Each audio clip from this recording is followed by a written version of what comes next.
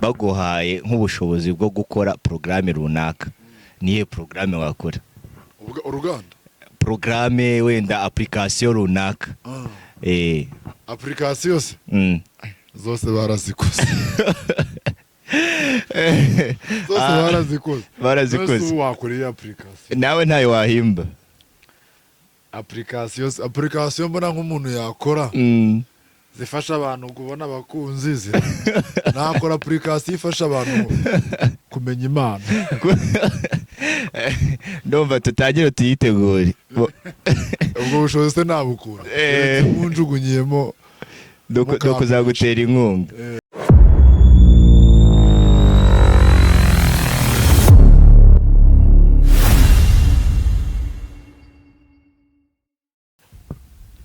Hello ladies and gentlemen, ni Mr. Sisco rero nk'ibisanzwe. Uyu munsi nanone rero twongeye kugira umwe mu bantu musanzwe muzi, Noah.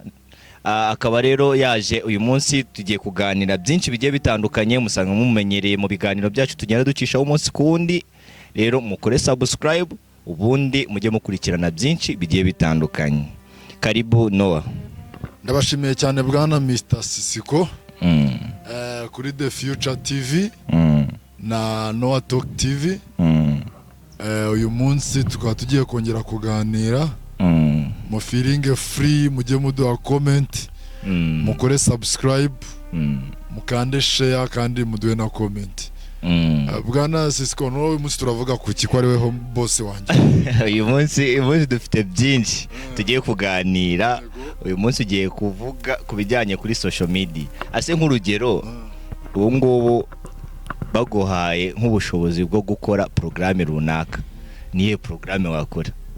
Uruganda programme wenda application runaka. Application se zose barazikoze. Zose barazikoze. Wakoreye application nawe ntayo wahimba? Application mbona nk'umuntu yakora zifasha abantu kubona abakunzi nakora application ifasha abantu kumenya Imana. Ndumva tutagire tuyitegure. Ubwo bushobozi se nabukura munjugunyemo do kuzagutera inkunga. Urakoze cyane Noah. Rero hari ikibazo rero nagira nkubaze. Abantu benshi TikTok urayise? TikTok ndayibona. Abantu benshi umva nawe yubaho ndetse ufite n'aba followers benshi. Ahubwo mujyeho Noah niyitanga mu TikTok. Noah y'icyongereza. Cyane kabisa. Rero kuki abantu bamara amasaha 5 kuri TikTok ugasanga bafite umwanya ahantu hose ari, yaba mu kazi yaba mu modoka? Kubera iki umuntu ashobora kuba yamara igihe kinini kuri TikTok? Ubona ari ukubera iki? TikTok gusa, izi mboga nkoranyambaga abantu bazikoze n'abahanga bafite ubwenge. Ngo ukuntu zino mboga nkoranyambaga zikoze mu buryo zibata. Ni nk'urumogi cyangwa n'ibindi biyobyabwenge byose. Noneho kuko bo bafite ukuntu bakoresha systeme zabo, ibintu wagaragaje ko ukunda nibyo bakuzanira, nibyo bahora bakuzanira. So kandi noneho ukurebye kamwe bikugaragariza ko akari munsi ariko keza gusumba akari hejuru. So kandi nka TikTok ifite umwihariko wo kugira utuntu duto kandi dusa nkaho turi comedy, noneho dusa nkaho dusetsa, noneho kukugomesha ukayisangaho maze amasaha 5. Abakoze urwo rubuga, abakoze zino mbuga nicyo bagambiriye. Rero of course ugomba kugwa muri uwo mutego wo kuzimaraho igihe kirekire. Bisaba level ya control yo kwikontrola kugira ngo baje kuyute kuzisohoka, kuko zirabata. Kuko buriya uzarebe hari igihe mushobora kuba mwicaye nko muri salo, umugore n'umugabo, ugasanga bose bari biza bari kureba muri telefone, bari guscrollinga, ugasanga nyine ni ikibazo nyine gikomeye. Ibyo nabyo biri mu ngaruka mbi za social media. Buriya ifite ibintu byiza itanga, ariko ifite n'ibibi. Kuko hari n'igisenya nk'imiryango. Kuko umuntu yinjira mu nzu wawe akujya kubaza amakuru yagahita kubaza password yawe. Urajyana n'umuntu ahantu mwakicarana akaba ari muri telefone. Ngo byatumye abantu, byaciye umubano w'abantu begeranye, ahubwo bizamura umubano w'abantu bari kure. Ubu hari umuntu uzi ko umuntu wo muri Amerika yabyutse, uwo bararana atazi uko yaramutse. ni ikibazo gikomeye cyane akaba atagize atabizi. Hari umuntu uzi ibintu umuntu wo muri Amerika yariye kandi uwo babana atanamenye ko yariye. Rero byaciye umubano w'abantu basanzwe. Rero ikintu abantu bibesha akibwira ngo afite inshuti nyinshi, biragora abantu gutandukanya abantu baziranye n'inshuti zabo. Barabana bo kuri social media nk'umuntu nka Mr. Sisiko ufite nk'abasubscriber 1000 no kuzamura, bararya bavana abakunzi be ni inshuti ze, it's okay. Ariko mu by'ukuri agize ikibazo ninde wawufasha se? Urwo yamenye yuko ngo zirambuga zitwambura abantu dufite mu buzima zikaduha abandi twita ko tubafite ariko mu by'ukuri n'igihe badahari. Yego, niyo mpamvu rero nka profile gusa. Profile rero zirabata. Yego, rero hari uburyo bw'iki bwo kuzigobotora. Hari n'abantu, hari n'amasayansi yatangiye kwigwa y'uburyo umuntu yakigobotera ububata bwa social media issues. So rero TikTok impamvu abantu bayimara ayo masaha nuko yadesignizwe mu buryo bwo kwimara ayo masaha. Kandi nawe uyimara ayo masaha uzi impamvu uyimara ayo masaha. Ahubwo gitangaje nuko abenshi banazikoresha izo mbuga zose ubusanga bataninjiza. Nuwa ngo hari abantu baba kuri social media nk'abakiriya bagura produits ziriho. Ariko nose abantu bose bagiye kuri TikTok bose, ariko nka TikTok yo niko imeze, ariko nka YouTube nk'iyi turiho sinekeza ko abantu bose bafungura amacano nose yarebwa na kandi none ufungura cano kuko ufite content. Yego, so iyo udafite ikintu waha abantu ndumva wabanza kujya kugishaka, kuko nujya kuri YouTube udafite ikintu ujya kubwira abantu bizarangira ugiye kwambara ubusa kugira ubone abakureba cyangwa se ujye kwiyandagaza. Rero icyo ngiye numva kuba umuntu yaba ku mbuga nkoranyambaga nta musaruro asibyaza mu gihe utari wagira capacity n'ubumenyi bwo gutuma ugira icyo uha abantu. Yego, it's better ko wazibaho ariko ukurikira ibiganiro biri positive. Yego, bishobora kukubaka. Yego, aho kugira ngo ube kuri social media platforms usenyuka ukabaho bikubaka, kuko hari abantu benshi bagiye bahugurwa na social media. Ugasanga umuntu wamenye ikintu kuri YouTube uko gikorwa, ubushakashatsi bwakozwe, information uzi ko muri purpose ya social media cyangwa se yitangazamakuru. Muri social media iba ibintu bitatu. Habaho to teach, to entertain, na ngo abantu bariga bakintertainingwa na to inform, bakanabona n'amakuru. Rero hari amakuru utabona wicaye iwawe nta internet. Muri kino gihe kubaho nta internet usa nabivuga ngo iki, ni nko kubaho utari mu bantu cyangwa ngewe umva nkubwiye. Hari n'abantu bagira depression bitewe nuko babonye abandi bantu uko bamerewe kuri social media. Ntugakangwe na highlight z'ubuzima bw'abantu. Highlight z'icyari cyo. Yego, rero ni umupira wabaye hari ama highlight abamo. Yego, bagenda bacishaho nk'igihe bagiye gutsinda igitego. Nango umuntu mu minsi 327 366 cyane 5 ugira umwaka gupostinga ifoto ariko umucanga kuri beach ahantu runaka ishobora kuba ari highlight y'ubuzima bwe kandi ntubuzi no waho mujyanye. So ubuzima bwo kuri social media butandukanye n'ubuzima busanzwe. Niyo mpamvu nk'iyo umuntu akunze umuntu amukundiye kuri social media bagera muri physical life umuntu akimanga kuko ntabwo baziranye. Social media cyangwa se ubuzima buri online butandukanye n'ubuzima bugize ute busanzwe. Umuntu wari wese agomba kuba bizi ko nyine abantu berekana ama highlight, berekana aho bamerewe neza. Tuzi wa muhanzi waririmbye indirimbo ngo mu mafoto 100 bapostinga mo ubu bose nibisa ti mu mafoto 100 cyane rwose. Ahubwo se nk'ubu tugize nk'ibyago social media bakayivanaho, ko nzi ko hari abantu benshi batagishaka gukora, bashaka gukora ibintu byo kuri social media aribyo bibatunze, ubwo urumva byagenda gute? Social media ivuyeho nyine twasubira inyuma nk'imyaka 20 ariko bura nk'ikintu cyavaho isigaye ihagarara burundu. Havuyeho nk'umuriro w'amashanyarazi. Yego, twahita dusubira nko muri antiquite cyangwa muri stone age. Ntabwo internet ivuyeho isi nawe yakomeza kuba umudugudu, ariko internet nabwo ivuyeho abantu bakomeza kubaho. Yego. Ariko nyine babaho nabi. Nyine urabona internet yahindutse, urabizi ko telefone yinjiye mu cyo bita basic needs.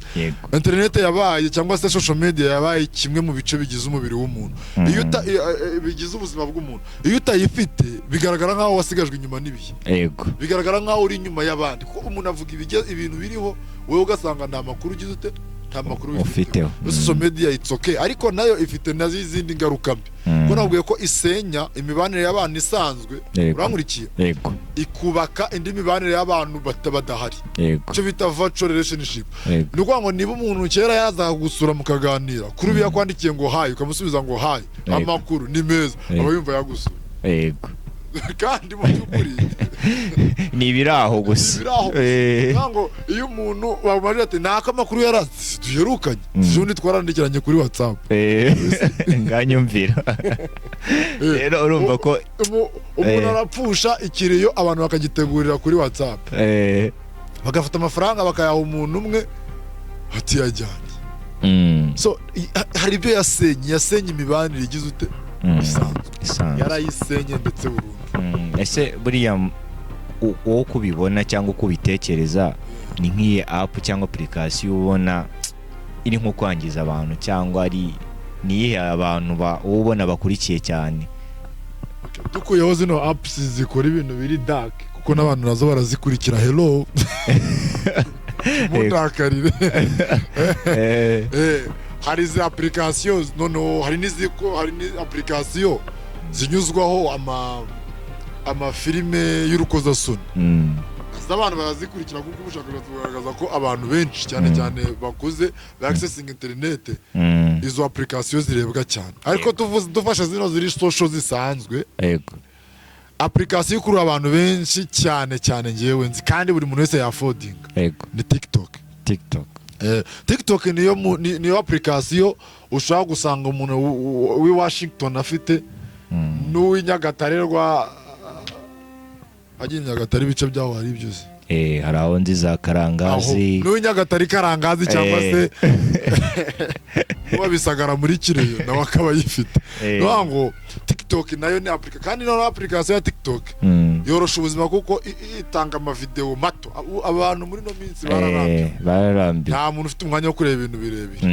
Niba ugeze nanga bari bakino kiganiro felicitation mu Rwanda, uri impfura.